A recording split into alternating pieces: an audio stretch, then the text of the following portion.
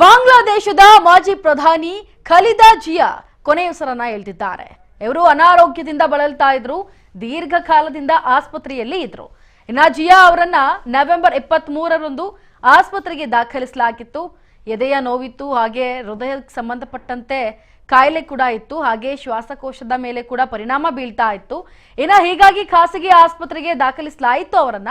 4 ದಿನಗಳ ನಂತರ ಅವರ ಆರೋಗ್ಯ ಮತ್ತಷ್ಟು ಹದಗೆಟ್ಟಿತ್ತು ಮತ್ತು ಅವರನ್ನ ಐಸಿಯುನಲ್ಲೂ ಕೂಡ ಇರಿಸಲಾಗಿತ್ತು. ಬಾಂಗ್ಲಾದೇಶದ ದಿವಂಗತ ಪ್ರಧಾನಿ ಜಿಯಾ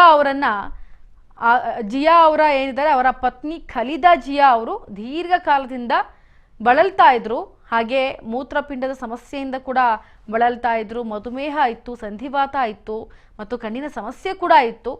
ಹೀಗೆ ವಿವಿಧ ಕಾಯಿಲೆಗಳು ಅವರಲ್ಲಿ ಸೇರ್ಪಡೆ ಆಗಿತ್ತು. ಈ ಕಾರಣದಿಂದ ಅವರು ಬಳಲ್ತಾ ಇದ್ರು. ಆದರೆ ಚಿಕಿತ್ಸೆ ಫಲಕಾರಿ ಆಗದೆ ಸಾವನ್ನಪ್ಪಿದ್ದಾರೆ. ಅವರು 4 ತಿಂಗಳ ವೈದ್ಯಕೀಯ ಚಿಕಿತ್ಸೆ ನಂತರವೇ ತಗೋತಾ ಇದ್ರು. ಆದರೂ ಕೂಡ ಮೇ 6ರಂದು ಲಂಡನ್ನಿಂದ ಮರಳಿದ್ರು. ಅವರ ಹಿರಿಯ ಮಗ ಮತ್ತು ಅಧ್ಯಕ್ಷ ತಾರಿಕ್ ರೆಹಮಾನ್ ಕೂಡ 2008ರಿಂದ ಲಂಡನ್ನಲ್ಲಿ ವಾಸವಾಗ್ತಾ ಇದ್ರು. ಅವರ ಕಿರಿಯ ಮಗ ಅರಾಫತ್ ರೆಹಮಾನ್ ಕೂಡ 2025ರಲ್ಲಿ ಹೃದಯಾಘಾತದಿಂದ ನಿಧನರಾದರು.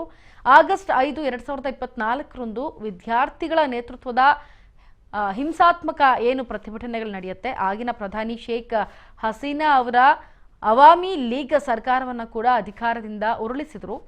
ಅದರಿಂದ ದೇಶದ ಬದಲಾಗ್ತಾ ಇರುವಂತಹ ರಾಜಕೀಯ ಭೂದೃಶ್ಯದಲ್ಲಿ ಬಿಎಸ್ಪಿ ಮುಂಚೂಣಿಯಲ್ಲಿ ಹೊರಹೊಮ್ಮಿದ್ರು. ಇನ್ನು ನವೆಂಬರ್ 23ರಂದು ಹೃದಯ ಮತ್ತು ಶ್ವಾಸಕೋಶದಲ್ಲಿ ಸೋಂಕಿನಿಂದಾಗಿ ಆಸ್ಪತ್ರೆಗೆ ದಾಖಲಾಗಿದ್ರು. ಅವರು ಕಳೆದಂತಹ 36 ದಿನಗಳಿಂದ ಚಿಕಿತ್ಸೆಯನ್ನ ಪಡಿತಾನೇ ಇದ್ರು. ಜಿಯಾ ಅವರು ಬಾಂಗ್ಲಾದೇಶದ ಮೊದಲ ಮಹಿಳಾ ಪ್ರಧಾನಿಯಾಗಿದ್ರು.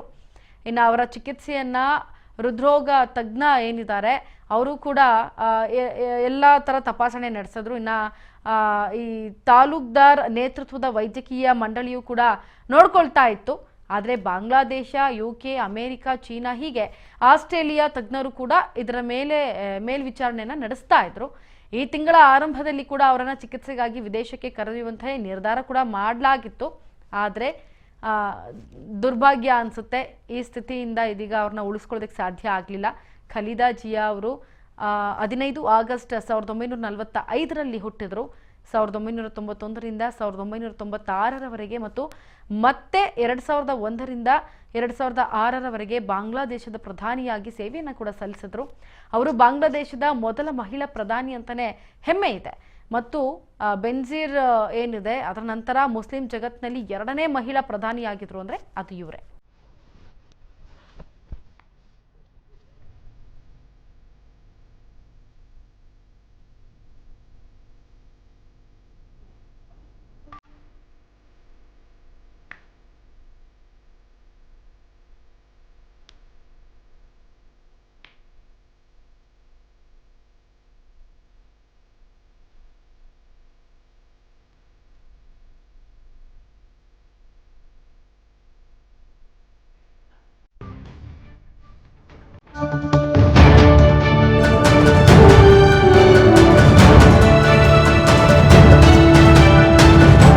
ರಾಜ್ ನ್ಯೂಸ್ ಕನ್ನಡ.